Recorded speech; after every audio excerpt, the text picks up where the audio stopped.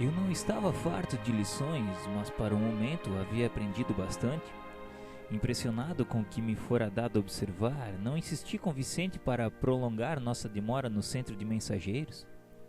Deixando grandes grupos em conversação ativa, reconstituindo projetos e refazendo esperanças, segui o companheiro que me convidava a visitar os imensos jardins. Roseirais enormes balsamizavam a atmosfera leve e límpida.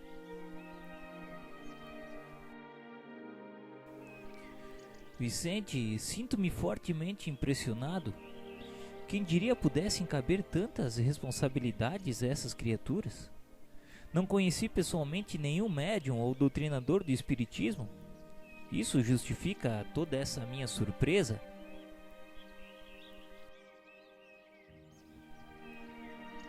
Você, meu caro André, procede das câmaras de retificação onde os trabalhos são muito reservados e circunscritos. Talvez sua impressão provenha dessa circunstância. Verá, porém, com o tempo que existem aqui locais de conversações dessa natureza referente a todas as oportunidades perdidas. Já visitou alguma dependência do Ministério do Esclarecimento? Localizam-se ali os enormes pavilhões das escolas maternais. São milhares de irmãs que comentam por lá as desventuras da maternidade fracassada, buscando reconstituir energias e caminhos. Ainda ali temos os centros de preparação à paternidade. Grandes massas de irmãos examinam o quadro de tarefas perdidas e recordam com lágrimas o passado de indiferença ao dever. Nesse mesmo ministério temos a especialização médica. Nobres profissionais da medicina que perderam santas oportunidades de elevação, lá discutem seus problemas.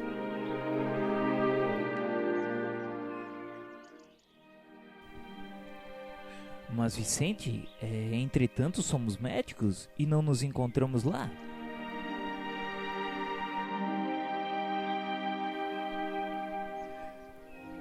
Sim, André. Infelizmente para nós ambos, caímos em toda a linha. Não só na qualidade de médicos, mas muito mais como homens, pois que se disse a você o que sofri, ainda não contei o que fiz. Ainda no esclarecimento, temos o Instituto de Administradores, onde os espíritos cultos procuram restaurar as forças próprias e corrigir os erros cometidos na mordomia terrestre. Nos campos de trabalho do Ministério da Regeneração, existem milhares de trabalhadores que se renovam para a recapitulação das grandes tarefas da obediência. Somos numerosos, os falidos nas missões terrestres, e note-se que todos os que hajam chegado a zonas como nosso lar devem ser levados à conta dos extremamente felizes.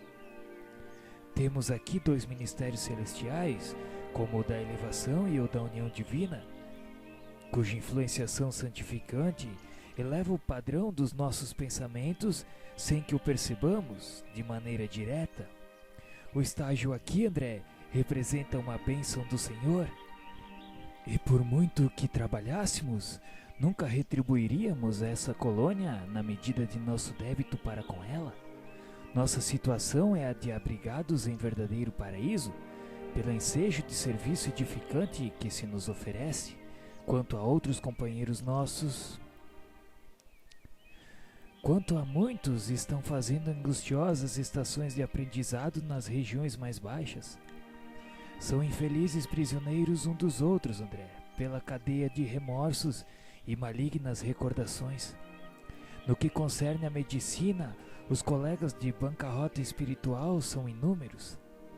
A saúde humana é patrimônio divino e o médico é sacerdote dela. Os que recebem o título profissional em nosso quadro de realizações, sem dele se utilizarem a bem dos semelhantes, pagam caro a indiferença. Os que dele abusam são, por sua vez, situados no campo do crime. Jesus não foi somente o mestre, foi médico também. Deixou no mundo o padrão de cura para o reino de Deus. Ele proporcionava socorro ao corpo e ministrava fé à alma. Nós, porém, meu caro André, em muitos casos terrestres, nem sempre aliviamos o corpo e quase sempre matamos a fé.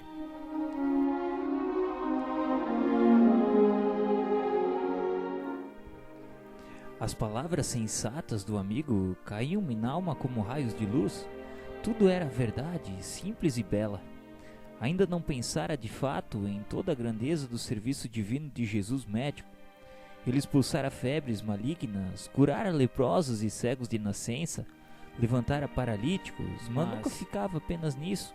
Reanimava os doentes, dava-lhes esperanças novas, convidava-os à compreensão da vida eterna. Engolfara-me em pensamentos grandiosos quando Vicente continuou.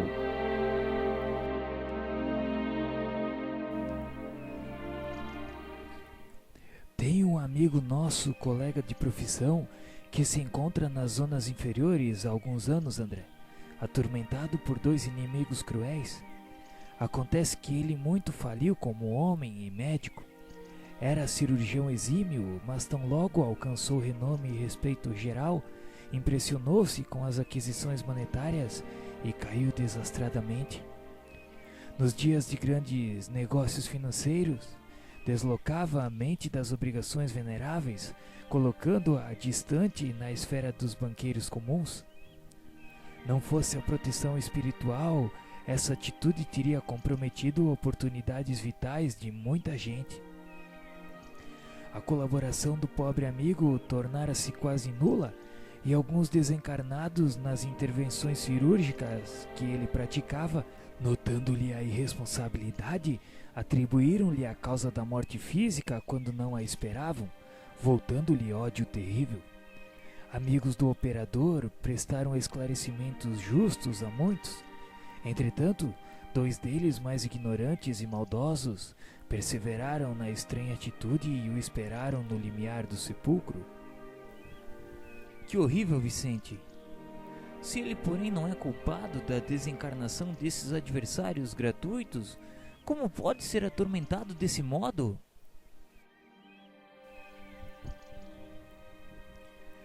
Realmente ele não tem a culpa da morte deles. Nada fez para interromper-lhes a existência física, mas é responsável pela inimizade e incompreensão criadas na mente dessas pobres criaturas, porque não estando seguro do seu dever, nem tranquilo com a consciência, o nosso amigo julga-se culpado em razão das outras falhas a que se entregou imprevidentemente. Todo erro traz fraqueza e, assim sendo, o nosso colega por enquanto não adquiriu forças para se desvencilhar dos algozes. Perante a justiça divina, portanto, ele não resgata crimes inexistentes, mas repara certas faltas graves e aprende a conhecer-se a si mesmo, a entender as obrigações nobres e praticá-las, compreendendo, por fim, a felicidade dos que sabem ser úteis com segurança de fé em Deus e em si mesmo. A noção do dever bem cumprido, André, ainda que todos os homens permaneçam contra nós, é uma luz firme para o dia e abençoado travesseiro para a noite. O nosso colega, tendo abusado da profissão, entrou em dolorosa prova.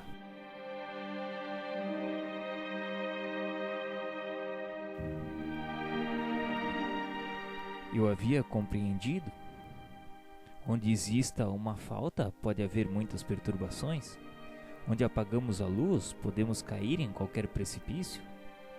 Vicente fez um sinal de afirmativo e calou-se, andando muito tempo ao meu lado, como se estivesse surpreendido como eu, defrontando as avenidas de rosas.